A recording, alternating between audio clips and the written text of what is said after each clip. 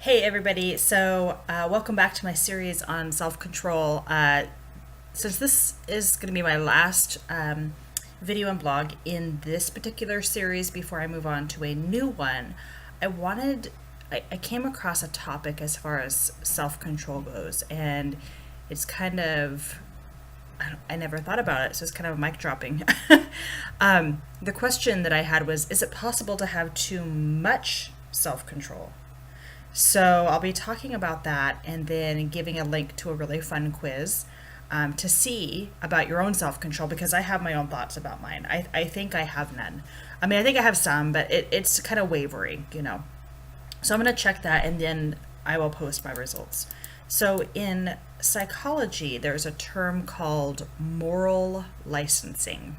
And that's a license that we give ourselves when we have been really good with something. So, for example, I worked out really hard today, so yeah, I'm gonna have 2 chocolate chip cookies. I'm giving myself a reason, right? Or sometimes we're good for so long that we end up being bad. Think politicians for that matter. And how about people who love to shop? They've been good for so long, for a long period of time, they haven't shopped a whole lot. And then they allow themselves a treat, and that is to really go all out and splurge on something. So I know these things sounded familiar as I came across them. But the thing is that sometimes we don't even notice that we do this moral licensing upon ourselves because it's a quiet achiever.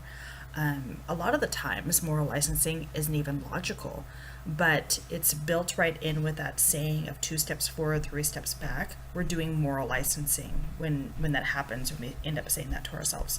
So the big question is, do rewards set us up for failure? So the information I'm going to give you, this is with the information that I found. So I'm just delivering the message.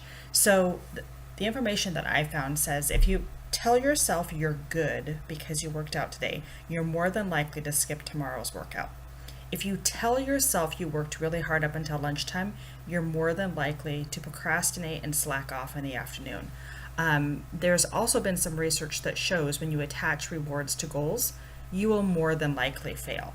And I don't know about you, but in my work, they always say, well, research shows, and then they never actually show that research or give you that background information, which always drives me crazy. So I'm not going to do that to you. Instead, I'm going to tell you about the study that was done at the University of Chicago Graduate School of Business. So in this study, they used the word progress in terms of weight loss. The students reminded the dieters so they had a bunch of dieters, and they reminded them of their successful progress towards their goals. They always use the word progress. Then they offered the dieters a choice of a treat. They said, hey, because of your successful progress, you can have an apple or you can have a chocolate bar. So those dieters that they reminded of their progress, 85% of the dieters chose the chocolate bar. I would have been one.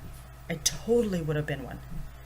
In contrast, the dieters that were not reminded of their successful progress only chose the chocolate bar 58% of the time.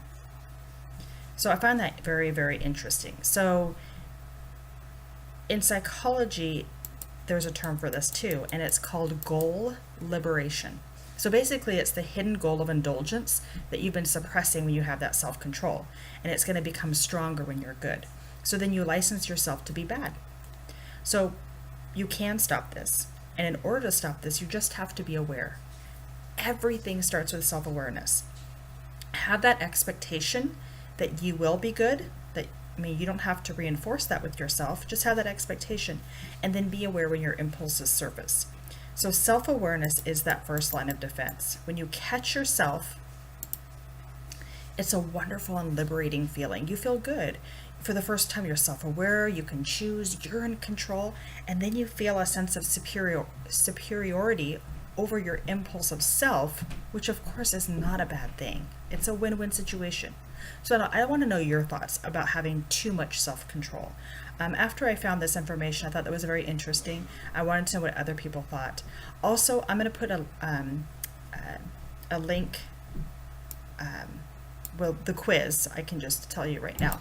The quiz is at www.noanxiety, that's one word, .com /tests /self-control-test.html, and I'll also put that in the description if you're watching this on YouTube. So anyways, my result when I did that is my self-control level is 62%, and I thought, oh my gosh, that's really bad. It's perfect. It's exactly where I thought it was at. Like, I don't have very much self-control. But actually, the description says that I found the right balance between impulsiveness and self-control, and I can follow my instinct when I stop and assess the situation. So anyways, I thought that was very interesting. I invite you to take that quiz and have a great day. Bye.